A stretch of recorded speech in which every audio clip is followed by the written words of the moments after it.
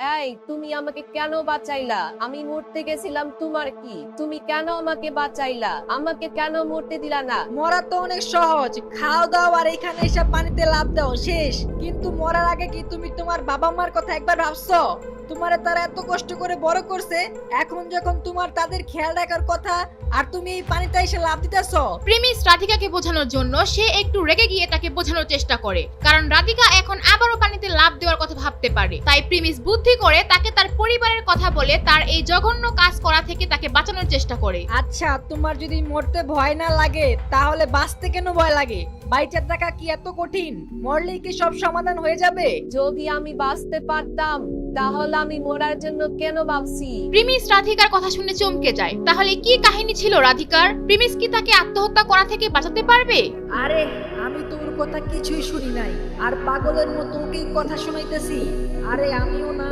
Premise সত্যি জানে না রাধিকা আসলে কেমন কষ্টে আছে।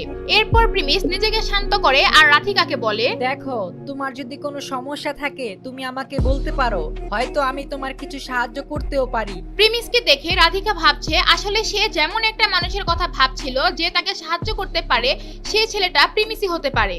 প্রিমিস তাকে বাঁচানোর পর তার কাছে বসে থাকা দেখে রাধিকা অনেকটা শান্তি পাচ্ছিল, কিন্তু হঠাৎ তার কি যেন হয় আর সে বলে, না, তুমি আমাকে সাহায্য করতে পারবা না। তুমি যেটা জানো না সেটা আমাকে বলতে আইসো না। তার কথা শুনে মনে হচ্ছিল যেন তার সিচুয়েশন আমার মনে পড়ে গেছে। তার মনে হচ্ছিল তার সিচুয়েশন এমন যে সেখানে কেউ তাকে সাহায্য করতে পারবে না। আরে তুমি এমনটা ভাইবো না যে কেউ তোমার হেল্প করতে পারবে না। তুমি আমাকে বলো, আমি সত্যিই তোমার হেল্প করতে পারবো। প্রিমিসের মতো ছেলের কাছে তাকে সাহায্য করা বা হাতের খেলা, সে সহজেই যে কারো কঠিন কঠিন ঝামেলা থেকে বাঁচিয়ে নিয়ে আসতে পারে। আরে বাদ দাও এটা, তুমি আমাকে হেল্প করার জন্য অফার করছো, এটাই আমার কাছে অনেক। আমাকে আর হেল্প করা লাগবে না, থ্যাঙ্কস। আচ্ছা ঠিক আছে, তুমি আমাকে একটা কথা প্রমিস করো, এরপর থেকে তুমি আর এমন পাগলের মতো করবা না। তোমার মতো একটা মেয়েকে এগুলা মানায় না। আচ্ছা ঠিক আছে, আমি প্রমিস করতেছি আমি এমনটা আর করবো না। রাধিকা প্রমিস তো করে দিয়েছে, কিন্তু সেও জানে না সে তার প্রমিস রাখতে পারবে কিনা। এইদিকে রাধিকার কথা শুনে প্রিমিসের মন ভালো হয়ে যায়, আর তারপর সে রাধিকাকে বলে, এখন থেকে সামনে আর দামি খাবার কিনবা না। আমার মনে হয় তোমার ফ্যামিলি এত দামি খাবার এফোর্ড করতে পারবে না। এটা শোনার পর রাধিকা একটু লজ্জা পেয়ে যায়, আর সে তার মাথা নিচের দিকে নামিয়ে ফেলে। আর প্রিমিস এটা বলেও সেও একটু লজ্জা পায়। আসলে আমি প্রতিদিন 30 টাকার বেশি নষ্ট করি না, কিন্তু আজকে আমার মনে হচ্ছিল যেহেতু শেষবারের মতো কিছু খাবার খাবো, এর জন্য আমি ভাবছি আজকে যত দামি খাবার খাওয়া যায় সেটা আমি খাবো। রাধিকার মিষ্টি আওয়াজ শুনে প্রিমিসের মন আবার গলে যায়। তাকে দেখে তো তার পছন্দ হয়েছেই, তারপর তার কথা বলার আওয়াজও তার ভালো লেগেছে। আচ্ছা একটা কথা, তুমি যখন খাবারই খাইবা তাহলে এই রেস্টুরেন্টে আইসা বার্গার আর লাচ্ছি কেন অর্ডার করছিলা? আসলে 2 দিন ধরে আমি তেমন কিছু খাই নাই, এর জন্য এই বার্গার আর লাচ্ছি গুলো অর্ডার করছি। ও আচ্ছা, তাহলে এই ব্যাপার। আমি আসলে সরি, আমি বুঝতে পারি নাই। আচ্ছা তুমি একটা কথা বলো, তুমি খাওয়ার সময় কান্না কেন করতেছিলা? আমার আসলে আম্মুর কথা অনেক মনে পড়তাছিল, আম্মুর জন্য অনেক কান্না পাচ্ছিল আমার। তাদের দুইজনের মাঝে কথাবার্তা হতে হতে মোটামুটি একটা বন্ধুত্ব হয়ে যায়। এরপর প্রেমিস রাধিকাকে জিজ্ঞেস করে, আচ্ছা আমরা কি আবার কালকে দেখা করতে পারি, আপনি যদি কিছু মনে না করেন? রাধিকা দেখতে পাচ্ছিল প্রিমিস অনেক লজ্জা পাচ্ছে। রাধিকারও প্রিমিসের সাথে কথা বলতে খুব ভালো লাগছে। প্রিমিসের সাথে কথা বলে সে বুঝতে পারলো প্রিমিস অনেক সহজ সরল ভালো একটি ছেলে। আর প্রিমিসকে দেখে মনে হচ্ছিল রাধিকাকে বাঁচানোর জন্য সে যে কোনো কিছু করতে প্রস্তুত।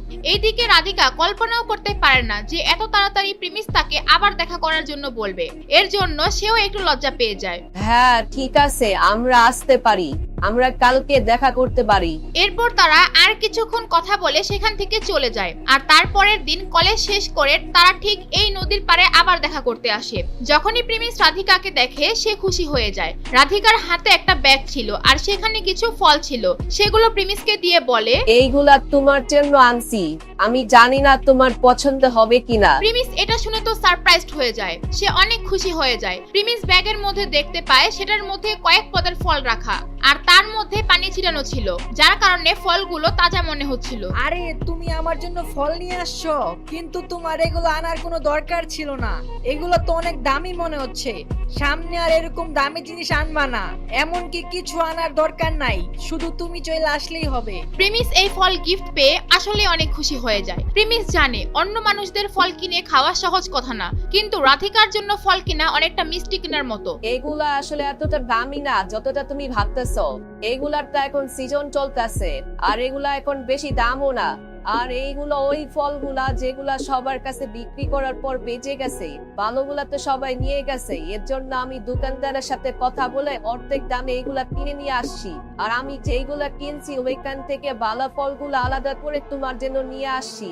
তুমি আবার কিছু মনে করো না। আরে কিছু মনে করার কি আছে, তুমি তো আমার জন্য খারাপগুলা থেকে ভালোগুলা বেছে আনছো, এটাই তো অনেক। প্রিমিসের জন্য এটাই বড় ব্যাপার ছিল যে তার জন্য রাধিকা টাকা বাঁচিয়ে এই ফলগুলো নিয়ে এসেছে। প্রিমিস অনেক খুশি হয় এবং তার মেজাজ একদম ফুরফুরা হয়ে যায়। রাধিকা, তুমিও এখান থেকে কিছু ফল খাও, এতগুলো আমি একা একা খেতে পারবো না। তারা এইভাবেই এখানে আরো অনেকক্ষণ কথা বলতে থাকে, আর এইভাবেই তারা প্রতিদিন এখানে দেখা করতো, আড্ডা দিত। প্রিমিস প্রতিদিন তার জন্য কিছু না কিছু খাবার নিয়ে আসতো, তবে সেগুলো অনেক কম দামি খাবার নিয়ে আসতো, কারণ প্রিমিস চায় না তার আসল পরিচয় রাধিকা জানুক। রাধিকা ও প্রিমিস কি খাবার আনলো সেটা দেখতো না, তবে প্রিমিস তার জন্য খাবার আনতো, সেটাতেই সে খুশি হতো। কিন্তু হঠাৎ একদিন প্রিমিস এখানে এসে অবাক হয়ে যায়। সে দেখে এখানে আজকে রাধিকা আসে নাই। রাধিকা সব সময় আগে চলে আসতো, কিন্তু আজকে তাকে না দেখে প্রিমিস ভেবেছে রাধিকা হয়তো কলেজ থেকে লেট করে আসছে, তাই সে আশেপাশে দেখে ভাবতে থাকে, আচ্ছা রাধিকা তো কোনোদিন মনে হয় বড় কোনো রেস্টুরেন্টে খায় নাই। আচ্ছা ওরা যদি ঢাকা শহরের কোনো বড় একটা রেস্টুরেন্টে নিয়ে খাওয়াই তাহলে ও একদম অবাক হয়ে যাবে, আশা করি ও অনেক খুশি হবে। প্রিমিস এগুলা ভাবতে ভাবতে হাসছিল। সে অনেকক্ষণ ওয়েট করার পর দেখে রাধিকার আসার কোনো নামই নেই। এরপর সে মোবাইল বের করে দেখে 1 ঘন্টা হয়ে গিয়েছে, কিন্তু রাধিকা তাকে কোনো কলও দেয়নি, মেসেজও দেয়নি। আরে ভাই, ও এখনো আসলো না, আমাকে তো একটা ফোনও দিতে পারতো বা একটা মেসেজ। আচ্ছা সব বাদ, ওকে আমি একটা ফোন দিয়ে দেখি। এরপর প্রিমিস রাধিকাকে ফোন দেয়, কিন্তু রাধিকা তার ফোন ধরে না। তাই প্রিমিস তাকে অনেকগুলা মেসেজও দেয়, কিন্তু সেটাতেও কোনো কাজ হয় না। এইভাবেই প্রিমিস অনেকগুলা ফোন দেওয়ার পর রাধিকা ফোনটা রিসিভ করে বলে, হ্যালো হ্যালো, কে বলছেন? আরে রাধিকা, তুমি কই আছো? তোমাকে কখন থেকে কল দিচ্ছি, আর আমি এখানে কখন থেকে একা বসে আছি, তোমার কোনো খোঁজই নাই। প্রিমিস, আমি ল্যাবের মধ্যে আছি।